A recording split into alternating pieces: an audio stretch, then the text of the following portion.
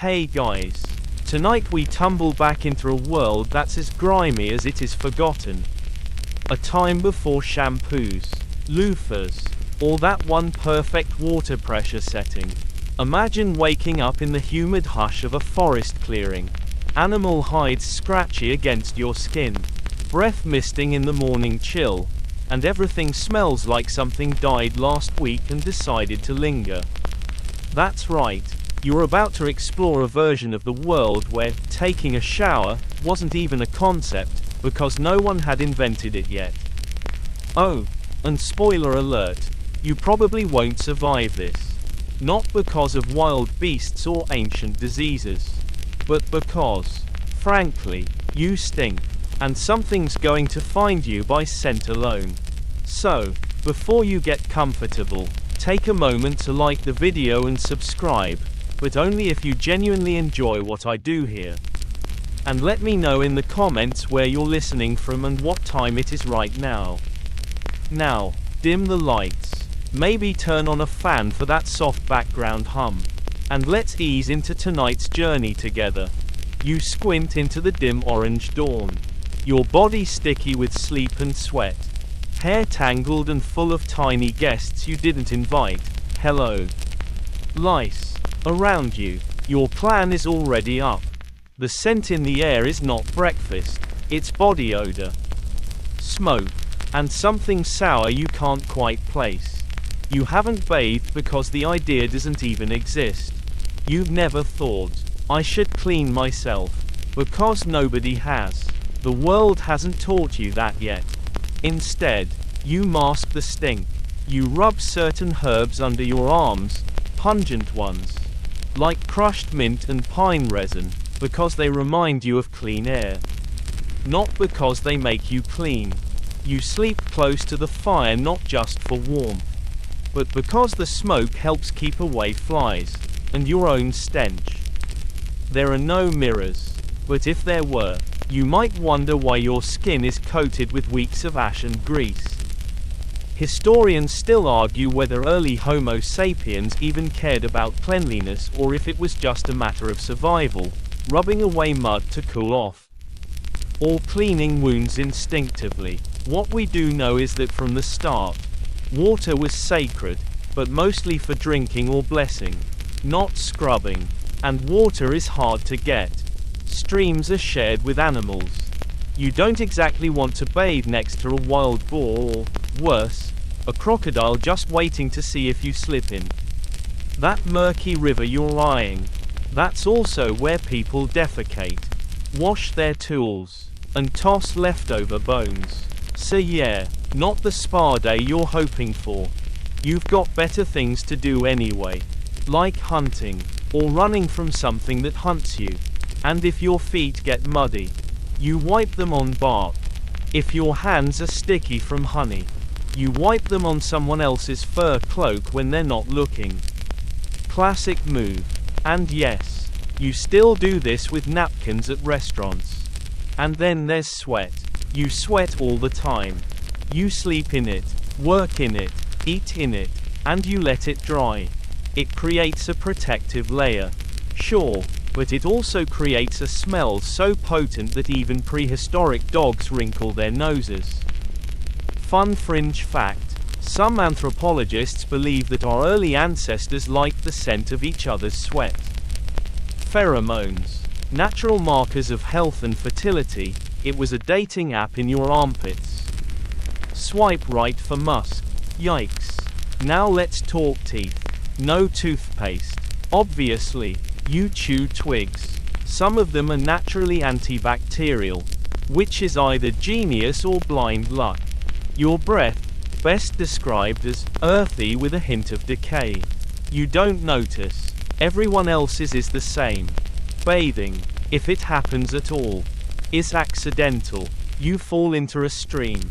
You get caught in a downpour. A nearby waterfall sprays mist on your body and you laugh, until the cold makes you cry. Still, something about that moment, the splash of water, the sudden lightness, feels good.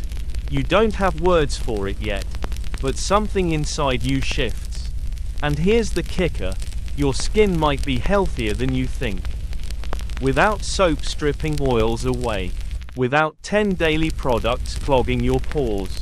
Your body has adapted. Your microbiome, the trillions of tiny organisms on your skin, is thriving. Disgusting, maybe, but effective. Still, parasites are a problem. Ticks, fleas, mites. You pick 'em off with grim satisfaction. Like popping bubble wrap. You roast your clothing over the fire not to dry it, but to smoke out the critters living inside. And then there's the smell again. You catch a whiff of yourself, just a hint, and it stops you. Not because it's new, but because, for the first time, you notice something about the nearby rain.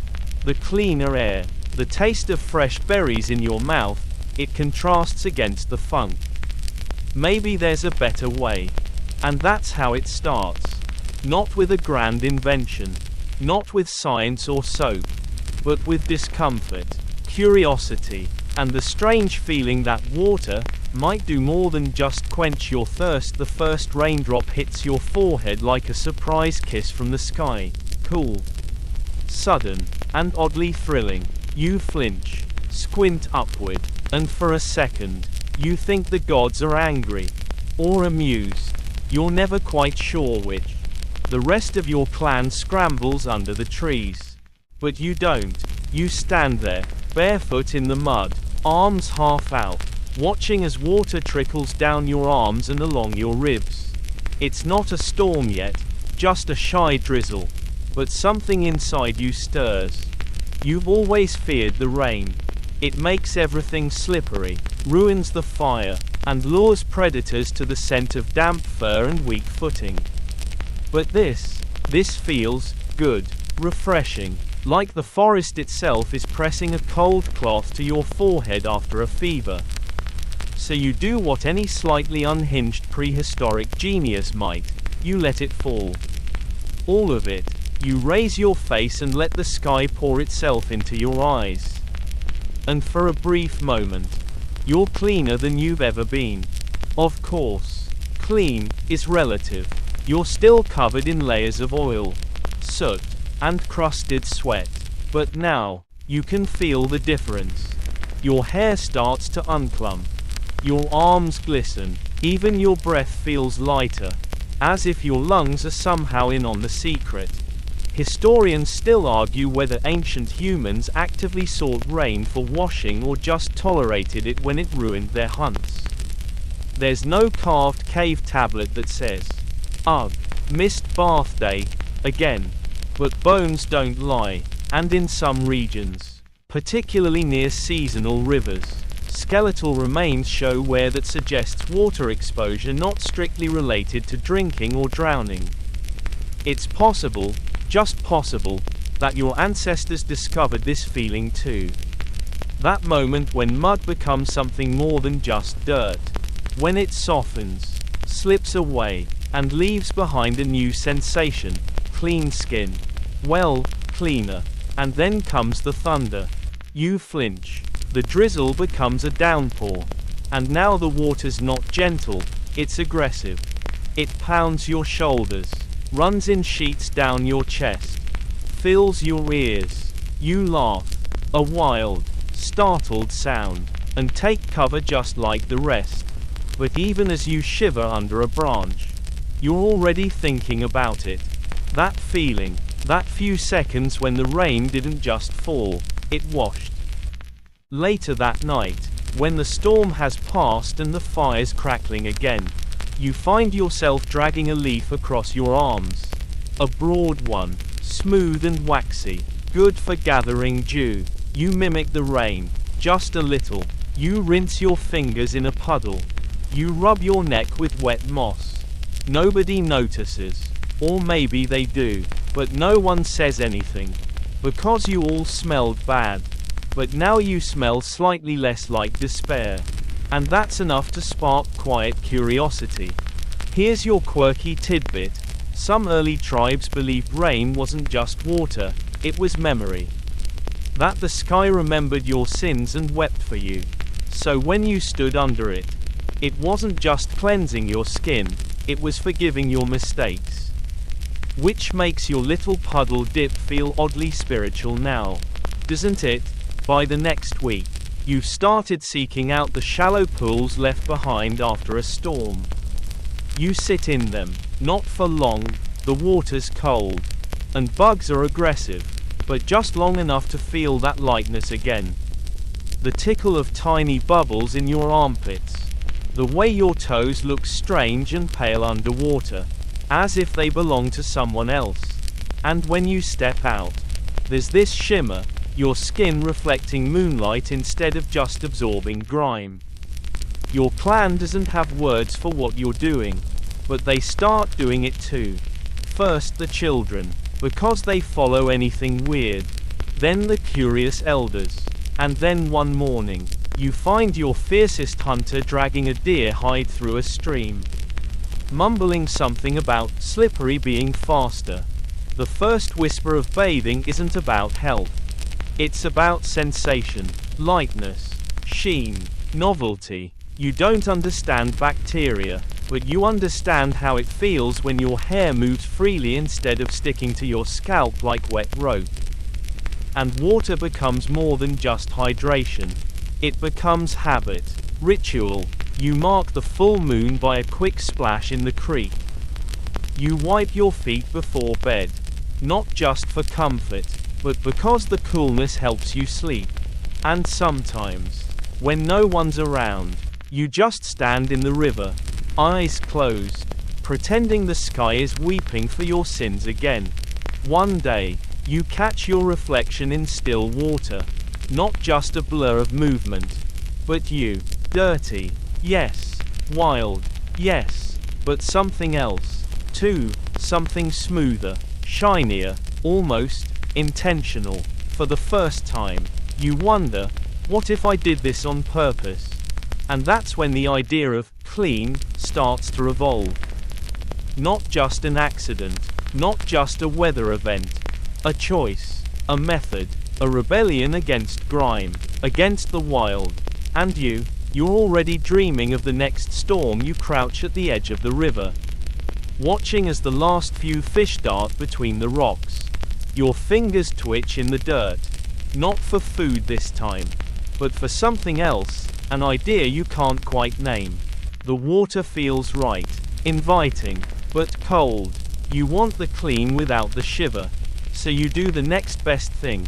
You grab a handful of sand and rub it across your forearms. It's surprisingly effective, not gentle. Mind you, your skin is red almost instantly. But beneath the sting, something else emerges. Softness. Grit between fingers. Grit under fingernails. But also a strange satisfaction. You're scrubbing away the past. Literally. Soon, you're testing everything.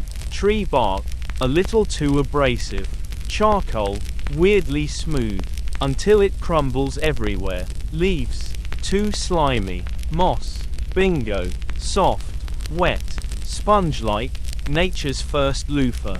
You rub it behind your ears and smile. Faintly, not because you smell better, you don't, but because it feels intentional.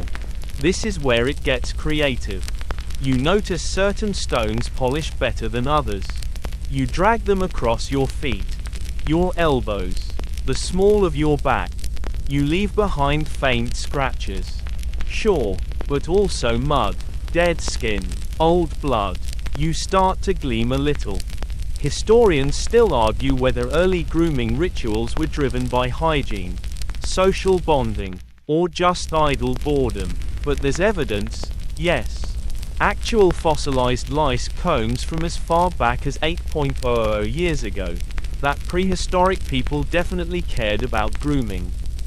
And if you've ever had an itchy scalp, you understand why. Soon enough, you're experimenting with heat.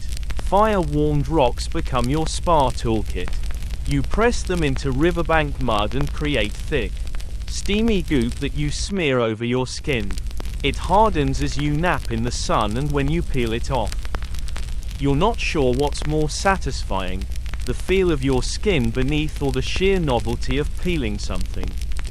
Yes, that impulse is eternal. And here comes your fringe fact. In some ancient tribes, body scrubbing wasn't just about cleaning, it was a form of storytelling. Elders would mix crushed shells, minerals, even dyes into their skin scrubs, then trace symbols or ancestral patterns onto each other's backs before rinsing them away. Temporary tattoos, with meaning that dissolved with the river. You think your body wash is fancy? Try exfoliating with crushed turquoise and family history. You also begin to notice something else, the connection between cleaning and comfort. When you rub down after a long hunt, you sleep deeper. When your hands are free of caked on mud, your food tastes better. When your hair is untangled, thanks to a carved stick you invented, it doesn't pull as much when you run through the underbrush. Pain becomes optional. Clean becomes a form of control. Of course, it's not all pleasant. One day, you rub tree bark across your shoulders and break out in a rash that looks like red moss and feels like betrayal. Another time, you use a rough stone on your ankle, only to open a cut wide enough to invite every microbe in the forest to a party. Hygiene experiments. 2. Your skin. 0. Still, your curiosity outweighs the sting. You're not just cleaning anymore. You're inventing, building a ritual, piece by piece. You start with your hands, because they're the dirtiest, the most used. Then your face, because that's where others look. And finally, your feet, because even you can't stand the smell anymore. You don't have mirrors, but you do have puddles, polished stones, and reflections in still water. You catch yourself checking your own face, adjusting the tilt of your jawline, rebraiding your hair with fewer tangles. You wouldn't call it vanity, but you do notice how others look at you now. Cleanliness becomes a quiet form of power. The one who smells the least like death in the morning, they get more space around the fire. The one whose hands are least crusted with dried meat and fur, they get picked to handle berries, or hold the newborn goat. Clean becomes useful, clean becomes respected, and then, you share it. Your little discoveries. You hand someone a moss clump and show them how to squeeze it like a sponge. You teach a child to scratch behind the ears with a rounded stick instead of their fingers. You even show an elder how to comb his beard with a rib bone. He calls you strange, but then does it every day after. Soon, you've got a rhythm, a routine. Morning, rinse in the creek.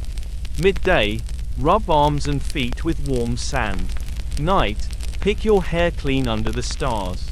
And every now and then, you gather with others by the riverbank not to drink, but to scrub, laughing, sighing, muttering complaints as grit falls from skin and hair. A prehistoric bathhouse without walls. You're not just surviving anymore. You're evolving, touch by touch, scrape by scrape. You're inching toward a new understanding, that this body of yours isn't just a vessel, it's something you can shape, improve, care for. And all it took was a little sand you wake to the low hum of a drumbeat, not for war or dance this time, but for something more delicate, more symbolic. The clan is gathering near the wide bend in the river, where the water runs deeper and smoother.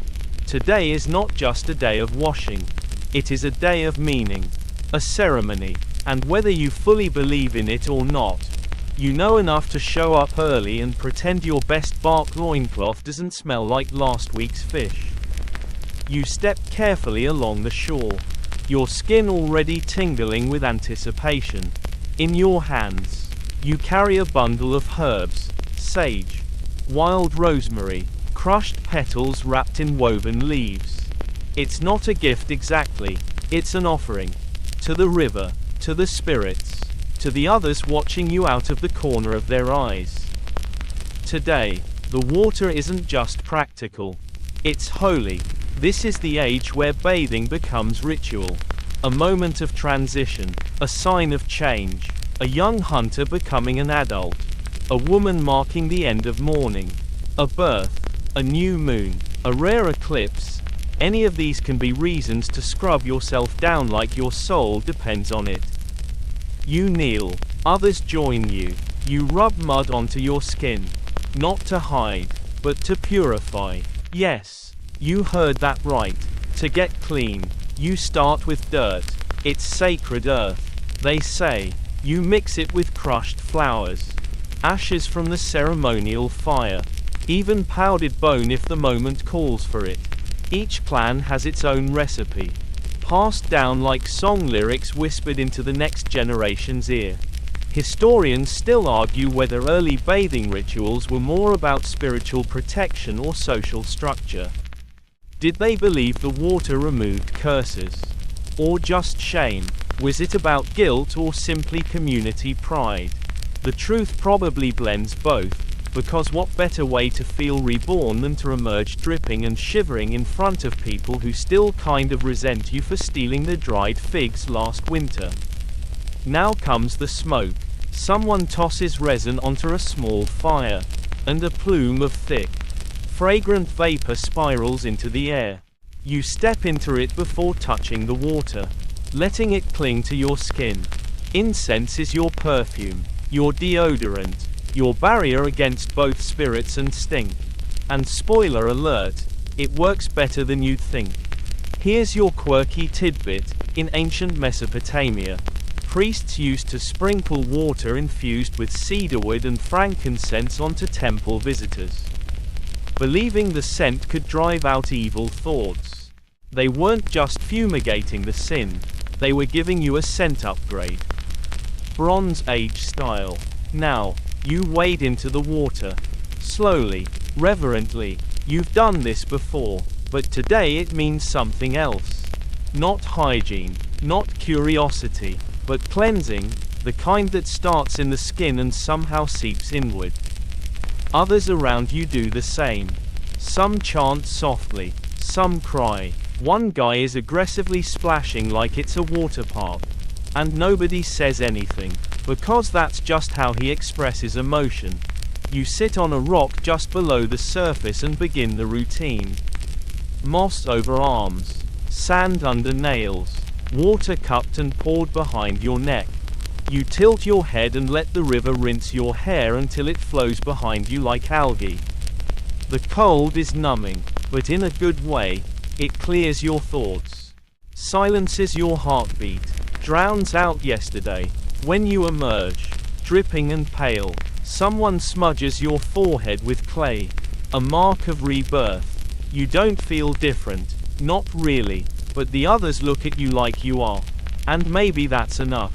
Later, drying by the fire, you notice the smells again. The incense, still clinging to your damp skin. The river water in your hair. The absence of sweat and smoke and whatever that animal was that died too close to camp. You feel elevated, lighter, not just physically, but socially, spiritually. Even your posture changes a little. You don't just smell better, you carry yourself like you do. You begin to realize that being clean isn't just about comfort or disease or even curiosity. It's about status. The priest is always clean. The leader, impeccably groomed. The warrior, washed before battle, washed again after. The child, clean before their naming. Cleanliness becomes a kind of invisible currency. A signal, a story. And the rituals deepen. Certain herbs are reserved for certain people. Only elders can use the sacred flower oil. Only women in mourning can wear the ash pattern. Only those who fasted may enter the water during sunrise rites. The rules get blurry, but the intention is clear. Bathing is no longer just function. It's identity. And then come the rules. Bathing before meals. Bathing before storytelling. Bathing before you're allowed to handle the sacred objects. Someone even suggests bathing before thinking too much. But that doesn't catch on. You're part of something now. A shift. A slow transition from instinct to ritual. From habit to tradition. And you find yourself leaning into it. You add flower petals to your rinse. You hum a certain tune while scrubbing. You even start sitting on the same flat rock. Like it's yours. Like it remembers your touch. Bathing becomes theater. A performance. An act of devotion and pride. And underneath all that smoke, mud, and soft river lapping at your ankles, something ancient flickers in your chest. Dignity, you're not alone today. In fact, you're rarely alone these days when it comes to getting clean. Because suddenly, everyone wants in on the magic river routine, and the river's gotten crowded. A grandmother is soaking her ankles upstream, humming a tune that's probably older than fire. A group of young men are flexing and splashing like this is a muscle contest no one agreed to hold. And someone's kid just tried to dunk a goat. Welcome to the world's first public bath, and you're right in the middle of it. You pick your way through the shallows, weaving between people who are too chatty for this hour. This isn't the serene, personal ritual it used to be. This is social, loud, intimate in a totally different, slightly awkward way, but somehow, it works. Your usual spot is taken. Of course. A woman from another clan sits there now, scrubbing her elbows while casually talking politics. Well, prehistoric politics. Something about who gets first pick of berries or why the chief's third cousin smells like spoiled honey. You sigh and settle for a mossy ledge farther downriver, where the current brushes your calves like it's trying to apologize. As you wash, someone beside you leans over and whispers the latest gossip. Apparently, two elders were seen sneaking into the fern grove last night with a flask of fermented plum juice. Scandalous. You laugh, and the sound bounces off the trees, startling a nearby heron. Public bathing has become the social media of your time. A place where stories ripple through the crowd like steam over hot stones. A place where alliances are made, feuds are softened, and crushes are very awkwardly revealed by who chooses to sit next to whom. Historians still argue whether ancient bathhouses were more about sanitation or social cohesion. In places like Rome, the answer was clearly both. Their public baths, thermae, were architectural masterpieces, complete with hot rooms, cold plungers, even massage areas, but long before marble tiles and heated floors. Your little riverside crew figured out the same basic truth. People love to clean together. And it's not just convenience, it's communication. You learn who's sick, they don't show up. Who's injured, they limp to the water's edge and everyone hushes. Who's new to the clan, they sit a little too far away. Unsure if they're invited, the bath becomes a mirror not just for your face, but for your society. Here's your quirky fact of the day. In ancient Japan, mixed-gender public bathing, called konyoku, was common for centuries and not seen as strange. Cleanliness was a spiritual and communal act, not a sexual one. It wasn't until later Western influence arrived that separate bathing became the norm. So yes, awkward nudity is actually a modern invention. Back in your river world, you notice something else. Fashion. Not the way we think of it, no sequins or skinny jeans, but there's still a definite style. The woman next to you has braided her hair with strands of blue-dyed grass. Another has painted her arms with clay swirls that only appear after water hits them. The man nearest the bank wears a necklace of shells that definitely weren't local. Bathing isn't just about cleaning, it's a runway. And competition creeps in. One clan starts bringing smooth river stones warmed by fire. Another introduces flower oils, pressed from petals. Rare, expensive. Someone starts humming an original tune while washing. And soon everyone's humming it. Like it's the ancient version of a pop song. You realize with mild horror that you're part of an early influencer culture. Congratulations. Still, you can't deny the comfort in it all. The rhythm of mass cleaning. The soft laughter. The borrowed tools and shared stories. You watch someone gently scrub an elder's feet. Hands moving with care and respect. Across the water, a child rinses their pet dog wolf hybrid, a very brave decision. The scene is chaotic, but warm, messy, but kind. You start bringing your own little luxuries, a polished bone comb, a pouch of dried mint leaves to chew while soaking, even a slab of tree bark you've smoothed into a sort of bath mat. You notice others copying you. You don't mind. It means they see you, respect you, maybe even admire you. And then one day, something shifts. You're mid-rinse when you overhear two elders talking about a cleaning schedule. A rotation, rules, assigned days for each family group. You blink. Part of you recoils, cleaning by appointment. But another part of you knows this was inevitable. Popularity breeds structure. Ritual becomes institution. Still, you show up early the next day, before the chatter, before the crowd. You slip into the water while the world is still grey and soft and half asleep. And in that silence, with no one watching, you remember why you started doing this in the first place. Not to impress, not to belong, but to feel the water pull yesterday off your skin and leave only now the sun is barely up. But you're already sweating. Again, you've barely moved. And your skin is already shining like someone basted you for roasting.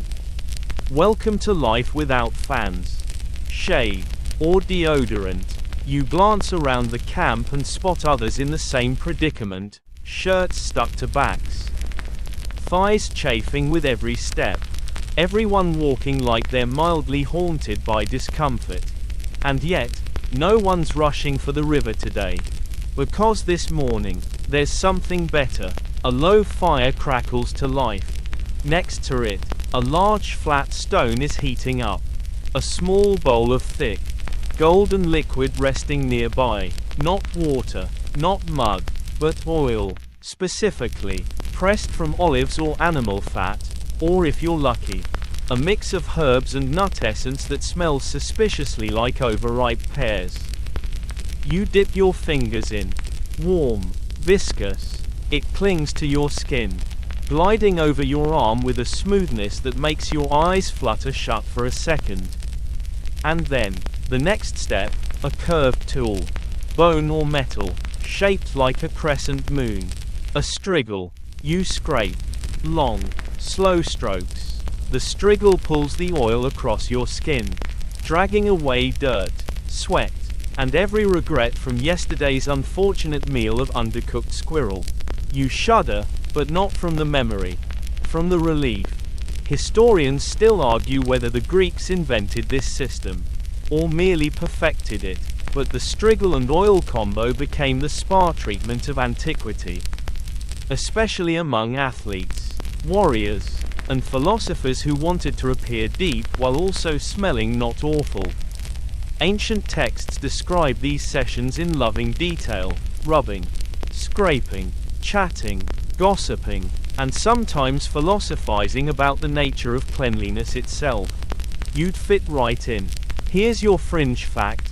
Some Greek bathhouses employed slaves whose entire job was to oil you up and scrape you down. Imagine hiring someone just to exfoliate you with a glorified spoon. Luxury or weird flex? You decide. You mimic the technique. Arm, chest, legs. Each pass of the striggle reveals a new layer of you. Pink and a little raw but lighter. The oil lifts grime in a way water never could, seeping into cracks and calluses like it's negotiating a truce with your skin. And it smells good. Not amazing, but good enough that someone nearby raises an eyebrow and says, "You smell like not dying." What is that? You smile. Because today, you're not just clean, you're fragrant. Soon, others join in. You're sitting in a circle now, oiling, scraping, sharing oils, borrowing strigils.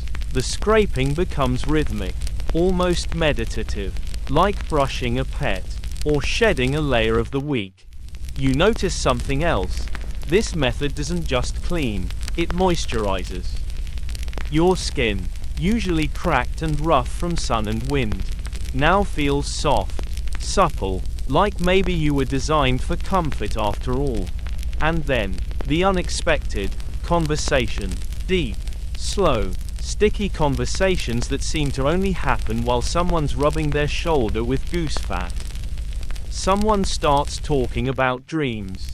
Someone else confesses they're afraid of wolves. One woman says she thinks the sky watches her more on Thursdays. No one laughs. Everyone nods, understanding that some things only come out when your pores are open. You scrape your back, carefully.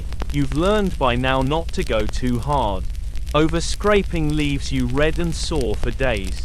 But done right, you emerge gleaming, almost reflective. You're a greasy, glowing masterpiece. But of course, there's a cost. The oil needs to be collected, stored, protected. Pressing olives takes time. Rendering fat stinks, literally and metaphorically. And strigils, they're valuable. You've already had one stolen. You now sleep with the new one tied to your ankle with twine. You'd rather lose your dignity than your scraper. Cleanliness has now become logistics. And wherever logistics go, hierarchy follows. The chief gets first press of the oil. The warriors get strigils made of bronze. The children get the leftovers. And you, somewhere in the middle, clean, but not elite clean. Still, you can't stop. Because now, water feels insufficient. Like washing dishes with just a rinse. Oil and strigil, that's the full scrub. That's the shine. That's the future. You begin combining methods. Morning river dips. Midday oil sessions. Evening smoke cleansing. You're mixing traditions like a prehistoric spa menu. And people start asking you for help. How much oil? Which herbs? How hard should they scrape? You don't have answers, but you pretend you do. Because suddenly, you're the clean one, the one with the glow, the one people notice and, let's be honest, stand slightly closer to during storytelling hour. And the next time a stranger arrives at your camp, they glance around at the polished skin, the faint herbal scents, the neat piles of used strigils drying in the sun, and they pause. Their eyes widen, their nostrils twitch. They whisper, "These people don't smell terrible." And you just smile. Because you know, the revolution didn't start with water. It started with oil. You open your eyes to a strange silence. No birdsong, no chatter, no scrape of strigils or splash of river water. The air feels heavy, not just hot, wrong. People move through camp slowly, deliberately, their eyes cast down. You don't need to ask what's happened. You can smell it. There's sickness. It began quietly, one person coughing, another with a fever, then 3 more with pale skin and trembling hands. Within days, the illness has spread like fire through dry grass. And just like that, the very rituals you held sacred, bathing, touching, gathering, become sources of fear. You approach the river and hesitate. The place that once felt cleansing now feels risky. Someone whispers that the water might carry the sickness. Someone else insists it's a punishment for vanity, that the gods are angry you spent more time scrubbing your skin than feeding the hungry. A few days later, a respected elder dies.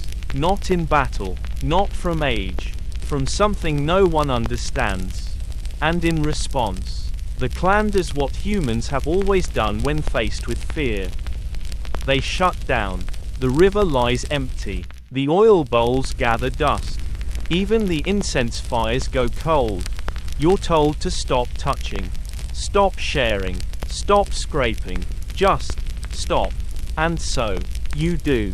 You stop bathing. You stop grooming. You let the dirt return. Let the oil thicken and go rancid in its bowl. You curl into yourself like a sick animal and wait. Wait for it to pass. Historians still argue whether the fear of water during times of plague was superstition or strategy. In medieval Europe, for example, bathing was seen as dangerous during outbreaks like the Black Death. Doctors believed water opened the skin's pores, letting in poisoned air, so people stopped bathing for years. Some even wore plague suits that were never washed. Just imagine the smell. Here's your fringe fact. During the 14th century, some nobles used crushed emeralds or precious stones as cleaning powder, believing that touching or sniffing jewels would ward off disease. Spoiler alert, it didn't. Back in your world, the paranoia deepens. Someone suggests burning old strigils. Another insists the river is cursed. You watch helplessly as fear replaces reason, and hygiene becomes the enemy. You still long for that clean feeling, the lightness, the ritual, but now it feels forbidden. So you sneak out one morning before the others wake. You make your way to a hidden spring you once used during dry seasons. It's cold, clear, and still untouched by rumor. You kneel beside it, hand trembling. Is it safe? Will this kill you? And then, you do it anyway. You dip your hands, splash your face. The shock is immediate, ice cold, sharp, beautiful. You feel awake for the first time in weeks. The grime lifts in waves. The weight of fear sloughs off with each rinse. You don't tell anyone, but you start visiting the spring regularly. In secret, washing in silence, scraping gently with a smooth stick. Using only water this time. No oil, no herbs. Just you and the cold. And slowly, something returns. Not strength, not hope, but equilibrium. Then one day, someone follows you. You hear the branch snap. Turn. It's a child. Wide-eyed. Silent. They don't run. Just watch. And then they kneel. Dip a hand. Splash their face. You both sit there, quiet and dripping. A new kind of ritual unfolding. Soon, others come too. Hesitant at first. Cautious. But drawn to the spring like it's offering something no healer could. Control. The ability to do something. There's no fire, no oil, no incense. Just water. And people. No longer afraid. Not entirely. The sickness still lingers. But it no longer owns the air. You return to camp one day to find someone scraping their arms with bark again. Another person airing out the tunic over a fire. Not bathing, not really, but moving toward clean, cleansing, now, is no longer vanity. It's resistance. A choice to live, to protect, to strip away not just dirt, but despair. And when the sickness finally breaks, days, weeks, maybe months later, it leaves behind something unexpected. Simplicity. Gone is the lavish grooming. Gone are the status oils. The ceremonial bath songs. What remains is humble, quiet, a bowl of water passed hand to hand, a stone warmed in a fire, a sigh of relief as cold fingers trace clean skin. You realize something profound. Cleanliness, for all its luxury, is also survival, and from this moment on, people will never forget that the air is hot again, but this time, it's on purpose. You've entered the steam hut, a dome of woven branches and thick hides stretched tight, sealed from light and wind. Inside, it's dark, damp, and already too warm for comfort. A ring of heated stone sits at the center, and someone's just poured water over them, releasing a hiss that fills your ears before it fills your lungs. You cough, then breathe again, The steam wraps around you like a wet blanket with opinions. This isn't bathing as you know it. It's not even rinsing. This is sweating it out. A communal, full body purge that has less to do with cleanliness and more to do with everything else. You shift on the ground, legs crossed, hands resting on your knees like you're trying to look enlightened. Beads of sweat gather at your temples, then drip in slow trails down your cheeks, arms, chest. Your skin prickles as if trying to wring itself clean from the inside out. No water, no soap, no striggle, just heat. Historians still argue whether early sweat-based cleansing, like Native American sweat lodges, Finnish saunas, or Turkish hammams, originated from medical practice or spiritual need. But the effect is clear. You sweat, you suffer, and then you heal. In your body, in your head, maybe even in your spirit. Here's your fringe fact. Some ancient Arctic tribes used steam pits covered in seal skins to purify hunters before a long expedition. It wasn't just about dirt. It was about focus, ceremony, coming back into your body before facing the wild again. The steam hut feels a little like that. You're not here because you're dirty. You're here because you need to reset. The illness is fading, but its memory clings. You need a new ritual. And this one demands your full attention.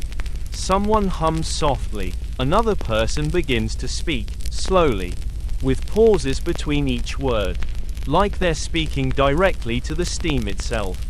You hear stories, confessions, even laughter that sounds like it's been sealed in a jar for too long and finally opened. Sweat pours from your pores like melted wax. You can feel your thoughts thinning, dissolving into the mist. The heat forces you inward. Every heartbeat echoes like a drum. You're not sure if you're about to pass out or be reborn. And then, release. You step outside, and the air hits you like a slap and a kiss at once. Cold, real, grassy.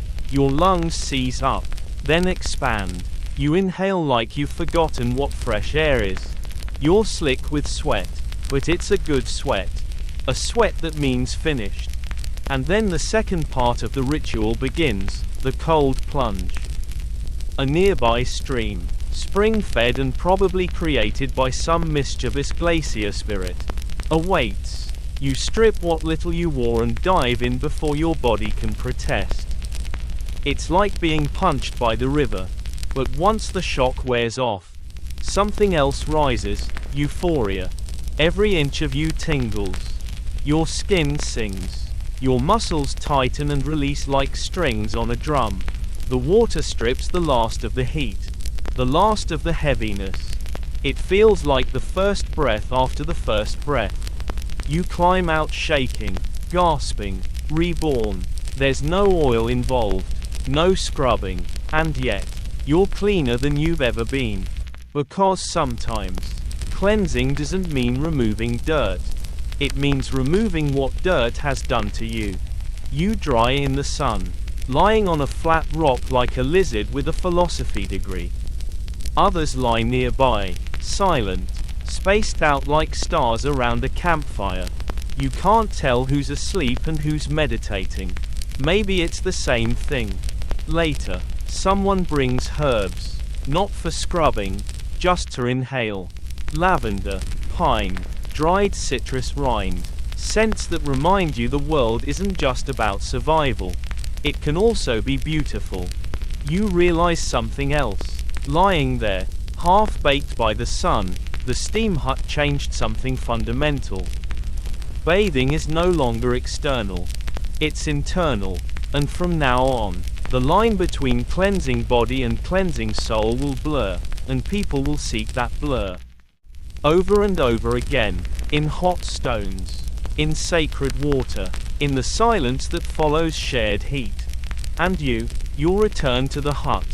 Not because you're dirty, but because you need to. You're trekking through tall grass now, following a trail you've taken 100 times, but today, It leads somewhere new, not in distance, but in purpose. You're not looking for water. You're looking for fire, not the blazing kind that roasts meat or warms your bones. No, today, you're looking for ash. Because something strange has been happening in the clan lately. Someone, no one will say who, started mixing ashes with rendered fat. It sounds like a joke. Like something you'd scrape off the bottom of a cooking pot. But when you rub it between your fingers, it feels different. Greasy. Yes. Gritty. Sure. But also slippery. Lather why? Sudsy. You've made soap. Well, sort of. Historians still argue whether soap was discovered by accident or through observation. Did fat from cooking meat mix with ash near fire pits and get washed away by rain? Did someone notice that burned bones left residue that made water feel smoother? We may never know, but we do know that around 2800 BCE, the Babylonians had recipes for soap using ash and oils. Your clan, they're already halfway there. You crouch near a fire pit, scraping cooled ash into a bowl. You mix it with leftover animal fat, not the freshest, but serviceable. You stir with a stick, watching it congeal into a thick, grey paste. It smells awful. It looks worse. You smear a little on your forearm, cautiously. The texture is odd, abrasive and slick at the same time. You rinse it off with water and blink. Your skin is cleaner. Not just rubbed raw, not just masked by herbs, but actually free of grime. The difference is subtle, but real. You make more. Others are skeptical. One man calls it death paste. A child laughs when it gets in their eyes. But you keep refining it, adding pine resin for scent, flower oils for softness, even crushed petals when you're feeling fancy. And slowly, your weird little experiment catches on.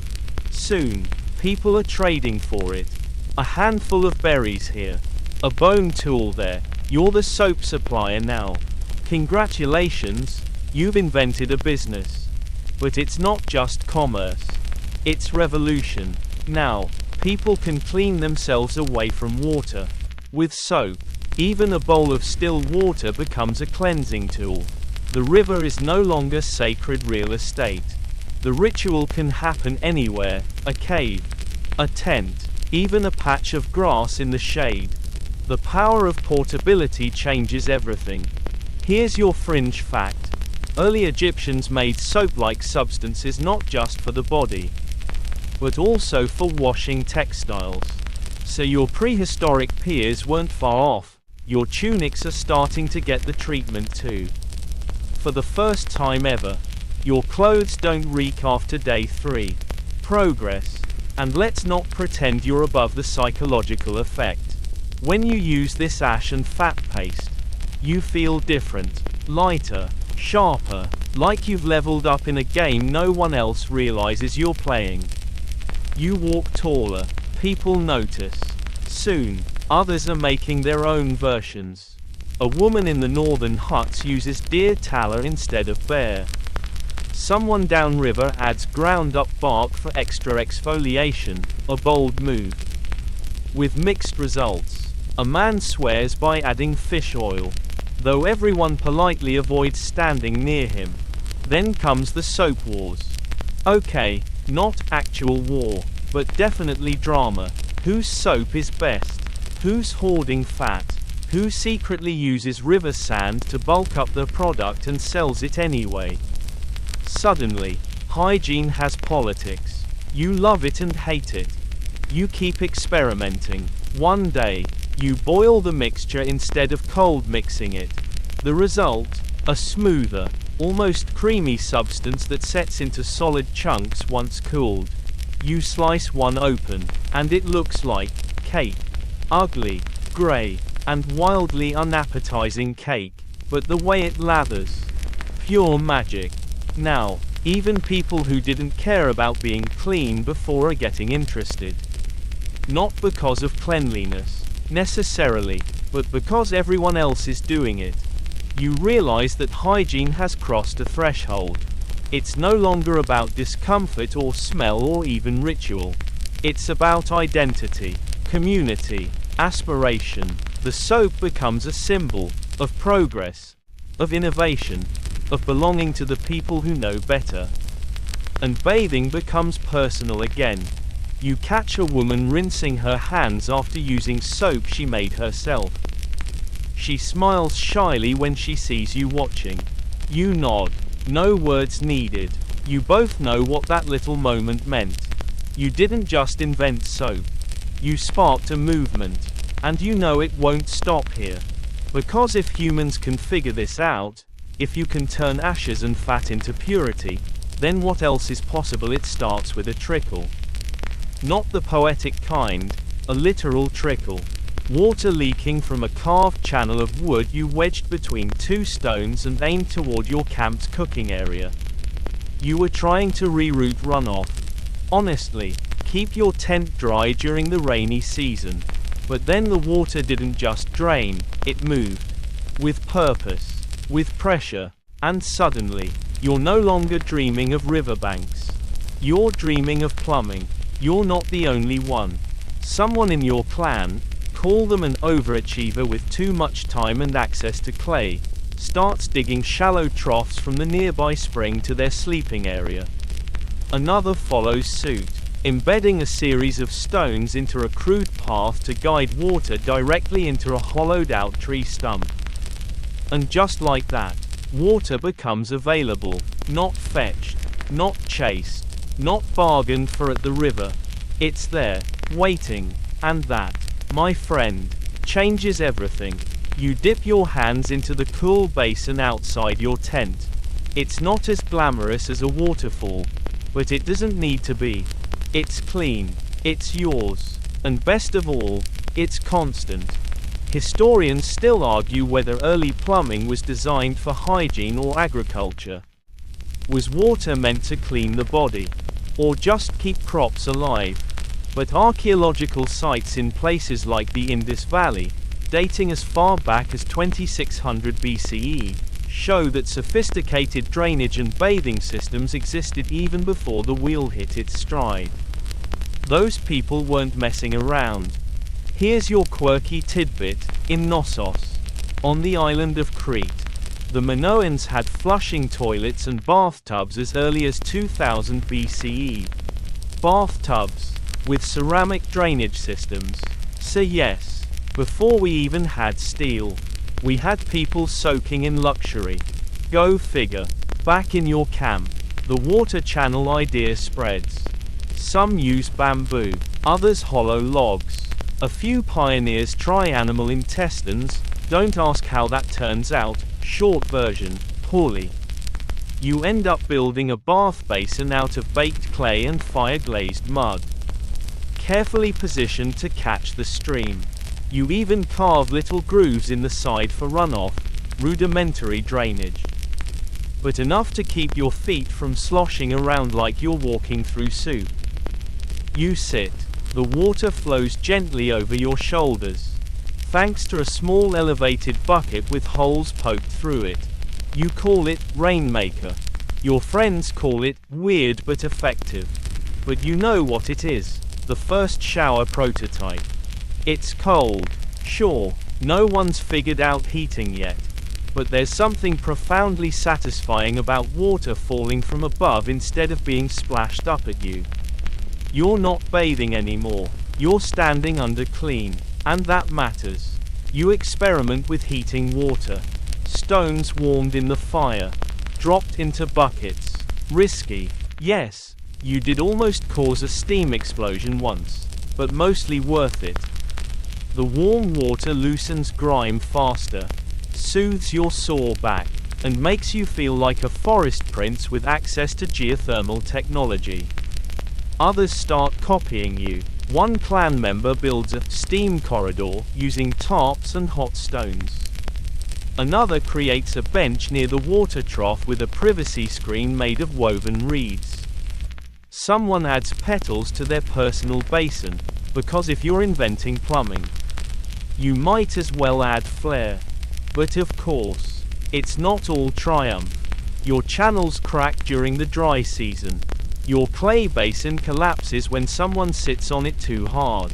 And one time, a squirrel builds a nest in your pipe and floods your tent for 3 days. You swear vengeance, but the squirrel is never seen again. Legend says it's still laughing somewhere. Yet, you persist. Because plumbing isn't just about comfort, it's about independence. With water nearby, you're no longer bound to the river's edge. No longer limited by ritual schedules or social cues. You wash when you choose. Morning, noon, under moonlight, even. And that autonomy, that's power. One day, a traveling group visits your camp. They're dusty, road-worn, covered in a grime that speaks of weeks without rinsing. You invite him to try your setup. A few snicker. One mutters something about fancy mud pipes. But when the water hits their skin, cool, steady, clean, they fall silent. Afterward, they ask questions. Take notes. Sketch your system in charcoal on leather. You let them. You want him to. Because now, bathing is no longer just habit. It's a shared innovation. A spreading idea. You've built something bigger than a bath. You've built infrastructure. And with it, a promise that the future can be cleaner, kinder, and slightly less squirrel infested. You're sitting in a carved wooden tub. Knees bent. Arms resting on the rim, soaking in water that smells faintly of rose petals and smoke. There's steam curling from the surface. Your hair is pinned up with something that might have once been a bird bone. And someone just asked if you'd like more lavender oil in your bath. That's right, you've made it. Bathing is no longer a chore. It's no longer just ritual. It's a luxury, an experience with ambience, accessories, and, if you're lucky, someone to ladle warm water over your shoulders just right. But let's rewind. This transformation didn't happen overnight. It crept in gradually. First came the indoor plumbing, or at least the not-so-outdoor kind. Then someone lined their clay basin with wool for comfort. Another added flower oils to soften the water and, not incidentally, the mood. And before long, tubs weren't just functional, they were desirable. Now, people are building bathing rooms. Entire dedicated spaces with smooth floors, benches, steam pits, hooks for towels made from woven grass. A place not just to get clean, but to relax, reflect, exist. You look around your camp and realize that bathing has become a performance. The clan leader bathes with rosewater. The healer uses eucalyptus-infused steam. The hunters boast of mud baths that draw out the bad spirits in the knees. And you're just happy your tub doesn't leak anymore. Historians still argue whether ancient royal baths were truly functional or mostly for show. In Roman villas, Turkish palaces, and Indian steppe walls, bathing rituals were soaked, pun fully intended, in power. If you had time to bathe, you weren't farming, fighting, or starving. You were above it. Here's your fringe fact. Cleopatra allegedly bathed in donkey milk. Not because she liked the smell, let's be honest, it's questionable. But because she believed it softened her skin and kept her youthful. Entire herds of donkeys were kept just to fill her royal tubs. Self-care, ancient edition. Back at your place, you've begun hosting what can only be called bath nights. Not open to everyone, mind you, just a select group. You share oils, gossip, maybe a song. Someone brings fruit, someone else brings gossip juicier than the fruit. You're in hot water in the best possible way. You even start designing your bath setup. Placing rocks just so, creating a place to hang your tunic, carving little grooves into the tub for pouring channels. It's not just about function, it's about aesthetic. And you're not alone. Suddenly, everyone's obsessed with their baths vibe. You notice the language, too. People don't say, "I need to clean myself." They say, "I'm going to take a moment. I need the tub. I'm rinsing the day away." Bathing becomes emotional shorthand for self-maintenance. A physical act with psychological depth. But status creeps in. Not everyone has their own tub. Some still use the river. Others wait their turn at communal pools. And slowly, social lines get drawn in the steam. The bath-owning elite, the herbal oil crowd, the cold water folks, and the "I just splash and go" traditionalists. You'd think hygiene would unite, but somehow it also divides. So you adapt. You start sharing again, lending your tub during off hours, trading soap for herbs, hosting mixed-class bath sessions where everyone's invited, even if the personal scent still leans a little too close to fermented goat.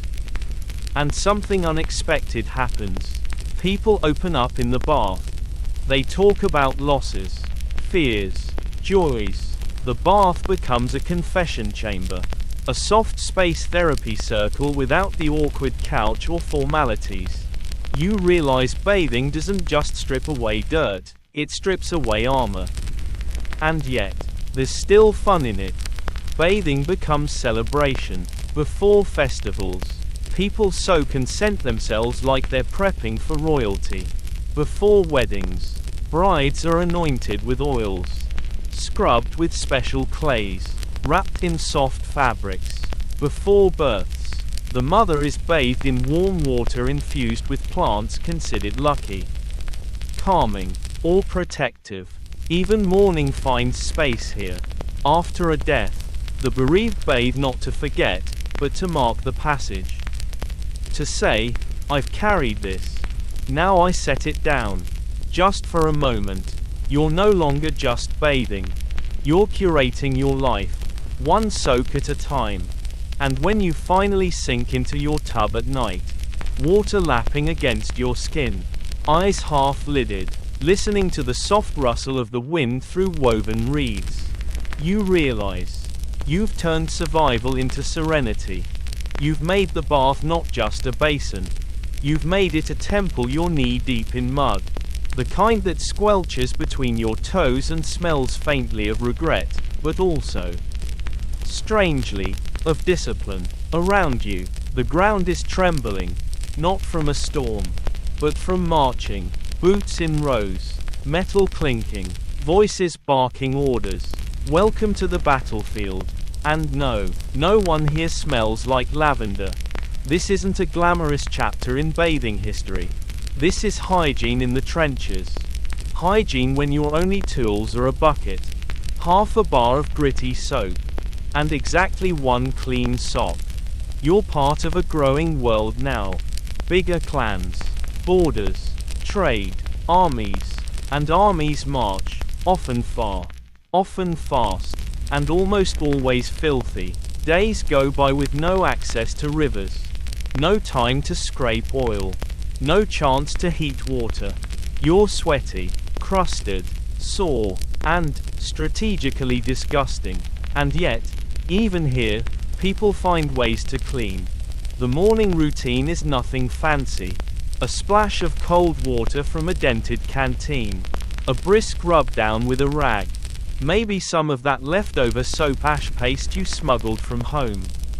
Mixed with spit and hope. Still, it's something. Because out here, not bathing isn't just uncomfortable, it's dangerous. Historians still argue whether early military commanders understood the full medical implications of cleanliness. But there's one thing everyone agrees on: the armies that washed more died less, especially from infection, lice, dysentery, and every other charming illness that likes to travel by sweat and soil. Here's your fringe fact.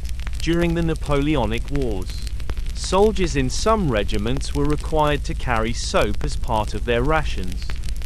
Not because they loved bubbles, but because the French army figured out, after way too many casualties, that hygiene could keep you alive longer than a sword ever would. Back in your muddy world. You're bathing in ditches, washing your hands in puddles, wiping your face with damp moss when it rains and calling it a facial. It's primal, brutal, but weirdly bonding. When everyone stinks the same way, there's a strange kind of solidarity. Then comes the innovation. One soldier digs a trench and lines it with stones. He funnels runoff from a nearby hill into it. You scoff, until you realize he's created a drainage channel. Suddenly, you've got running water, cold, filthy, but moving, which means it can be used. You build a makeshift basin at the end of the trench, collect the clearest water, and warm it with stones. Soon, there's a line, warriors passing around bits of soap, someone using a helmet as a rinse bucket, someone else standing naked behind a makeshift privacy screen made of spears and shame. You realize something important. Morale rises with cleanliness. People fight better when they're less itchy. They argue less when they're not distracted by the mold growing under their armpits. They sleep better, heal faster, and even smile after a rinse, even if it's only from the knees down. Clean becomes a kind of secret weapon. Your commanding chief notices, starts mandating weekly scrub downs. If you disobey, extra firewood duty. If you comply, first pick of rations. Suddenly, bathing isn't just survival or vanity. It's strategy. You see this shift again and again. In every campaign, in every encampment, a basic rule emerges. Wherever people gather, they build a bath. It might be a rain barrel, a clay-lined ditch, a tub carved into rock. But it exists. Even after the battle, when the weapons are put away and the dead are buried, the first thing people build is often not a shrine or a statue.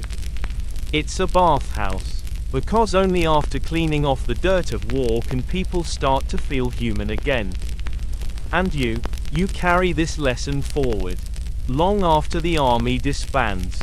Long after the mud is gone. You still feel it in your bones. The memory of that first warm rinse after a 10-day march. The sting of soap on cracked skin. The quiet moment when water hit your face and made you feel, if only for a heartbeat, alive again. Because in the end, the cleanest thing on the battlefield isn't water or soap. It's the choice to wash. Even when everything around you is falling apart, you step into the chamber and hear it before you feel it, a low, metallic groan as gears turn, valves release, and water begins to flow. But not from a bucket, not from a stream, from above. In a moment, it's raining inside, and this time, it's not cold, it's hot. The water hits your shoulders like the hands of a kind ghost, strong, steady, enveloping. You blink, stunned. You raise your arms and the water follows, cascading across your chest, down your spine, pooling at your feet like it knows where to go.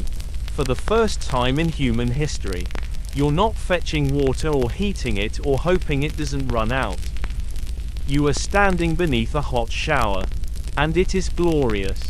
It took ages to get here. Plumbing, fire, fuel, metalwork, all things you and your ancestors fumbled through, failed at, reinvented. But now, someone somewhere connected a vessel of heated water to an overhead spout. They figured out pressure, gravity, pipes. They made water fall, on command.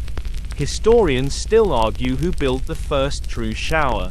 The Greeks had something close in their gymnasiums, stone basins and pipes spitting water on bathers. The Romans expanded it with aqueducts and thermal baths.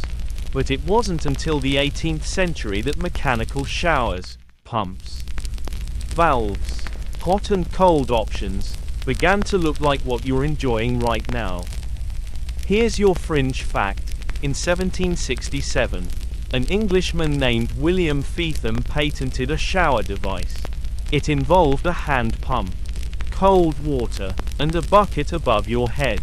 Sounds promising, until you realize it dumped the same dirty water over and over again. Which, if anything, is the opposite of refreshing. But the version you're under now, clean, continuous, hot, engineered, you don't just rinse, you dwell. You lean into the stream. Let it push the weight off your shoulders. Let it erase things. Tension, regret, that awkward moment from 2 nights ago. Gone, spiraling down the drain like it never happened. You start noticing rituals forming again, modern ones. There's the temperature test, of course, 1 foot cautiously extended like a scout. The face splash, a slap of heat to wake you up. The arm lean, where you press a palm to the wall and stare into the void for 5 full minutes. Questioning all your life choices. Yes, that's universal. And the products. Oh, the products. Soaps that smell like pine forests. Scrubs with sugar and charcoal. Shampoos that promise ocean breeze and deliver modest peppermint. You try them all, not because you need them, but because now, cleaning has become an experience. The shower becomes your thinking place. You go in to wash, but emerge with new plans, new epiphanies. You time your day by how long you linger in the heat. And you're not the only one. Entire societies start reshaping themselves around this ritual. Morning rushes, bathroom schedules, water bills. You now live in a world that revolves around steam. But it's not all utopia. Because with convenience comes forgetting. Forgetting how hard it was to get here. Forgetting what it meant to bathe when water was scarce. When cold was normal. When effort was required. You find yourself complaining about the water pressure one day, and catch yourself. Because once, you scraped dirt with stones. Now, you're critiquing the spray angle. You laugh. You adjust the nozzle. Then you close your eyes and let the water pour down again. This vertical miracle, has turned bathing from survival into sanctuary. A daily restart button, a meditation chamber, a tiny world where no one can ask you for anything except to rinse. Repeat. And so you do. Until the water runs cool. Until your fingers prune. Until you're reminded, not unkindly, that even the best things must end eventually. You turn the valve. The stream dies. And the silence that follows. It's sacred. You step out of the shower and wrap yourself in a towel that smells like jasmine and dryer sheets and somehow, victory. You glance at yourself in the mirror, not because you're vain, okay. Maybe a little, but because the face looking back is clear-eyed. Glowing, present, the modern world has arrived. And you are gleaming in it. Every day now. You step under that stream not just to clean, but to reset, a ritual of return, and you're not alone. The whole world is doing it with you, millions of people scrubbing, rinsing, conditioning, exfoliating, moisturizing, toning, and misting in a perfectly choreographed dance of hygiene and habit. And let's be honest, we're kind of obsessed. Morning shower, a must. Post-workout rinse, non-negotiable. Nighttime hot soak with candles, wine, and a 12-step skincare routine. You know you've earned it. You've got temperature control, water-saving shower heads, timers, aromatherapy infusers. You even have shower playlists. 1 minute you're deep conditioning.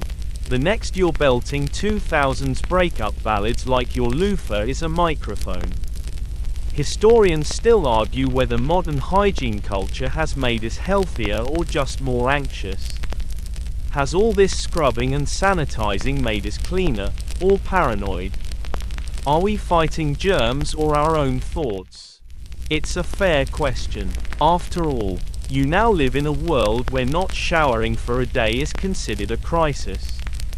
where entire internet forums exist to debate bar soap versus body wash, where self-care is a billion-dollar industry built largely on scented water. Here's your quirky fact. In South Korea, communal Jim Jilbang bathhouses are still wildly popular. People soak, scrub, steam, and socialize, sometimes for hours, often overnight. The oldest traditions never really left, they just got tiled floors and vending machines. Back in your apartment, the ritual continues. You've curated your products like a museum exhibit. That shampoo, Himalayan sea salt, obviously, your face cleanser, pH balanced with activated charcoal and volcanic clay. And don't forget your scalp massager, or your eucalyptus shower melt, or your Bluetooth speaker, softly humming ambient whale noises. No judgment, but deep down, even beneath the peppermint scented bubbles, you know this is more than routine. It's a need. Not because you'll die without it. You won't, though. Let's be real. You might offend someone in an elevator, but because the act of bathing has become your anchor in a chaotic, scrolling, overscheduled world. It's where you cry, sing, think, hide, recover. It's where you remind yourself, this body is mine. This skin, this breath, this moment, I get to choose how it feels, how it smells, how it moves through the day. And the evolution is still unfolding. Cold plunges are trending again, touted for mental clarity and viral dopamine boosts. Infrared saunas are the new hot thing, literally. Bath bombs are now color changing, biodegradable, and packed with glitter and affirmations. You can get bathed by a robot in Japan or book a silent shower retreat in Norway. The line between hygiene and philosophy, paper thin. Still, at its core, the journey hasn't changed. You're still that early human, crouched by a stream, wondering why your skin feels different after the rain. Only now, the stream has pressure control and rose-scented foam. And as you dry your hair and pick out clean clothes, maybe pause for a moment. Think of the thousands of years it took to arrive here, from rainstorms to river rocks, from oil scrapers to underground pipes, from fire-warmed puddles to thermostatic faucets. You're not just clean, you're carrying history on your skin. You're standing in the bathroom again, but now it feels different, calmer, like the walls have softened. The mirror fogged just enough to blur the edges of reality. The water is off. The steam is settling. Your heartbeat slows. This is the end of the journey, not the end of bathing. Of course, you'll still do it tomorrow, and the day after, and the day after that. But now, every drop feels heavier with meaning. Every rinse is connected to a line stretching back thousands of years. From muddy creek beds to marble fountains, from sweat huts to smart showers. You smile at your reflection, wet hair, flushed skin, towel turban slightly askew. You look human, clean, cared for, seen. Bathing has become more than cleanliness. It's identity, it's rhythm, it's ritual, it's rebellion, it's something deeply primal wrapped in bubbles and scented oils. And now, it's time to rest. Let's slow things down now. You dry your arms slowly, moving from wrist to shoulder, like smoothing thoughts instead of skin. The soft fibers slide over you like warm dust, and the tension leaves your body inch by inch. There's no hurry here, no checklist, just warmth, just presence. You breathe in. The room still smells faintly of lavender, eucalyptus, and something else, something older, like moss, like rain on stone, like the echo of that very first bath, when you stood under the open sky and let the storm find you. You breathe out, your muscles relax, heavy and grateful. You curl into your bed like it's a basin, pulling the covers up to your chin. The fan hums. The air is cool now. Crisp and still. Your hair dampens the pillow just a little, but you don't mind. It feels real, like proof of something sacred. You've earned this peace. You've scrubbed your skin and your history clean. And maybe tomorrow you'll choose rose-scented body wash. Or skip your conditioner. Or stay under the stream long enough to forget your to-do list. It doesn't matter. What matters is that you've remembered. To pause. To rinse. To return. Sleep well, traveler. You're clean now.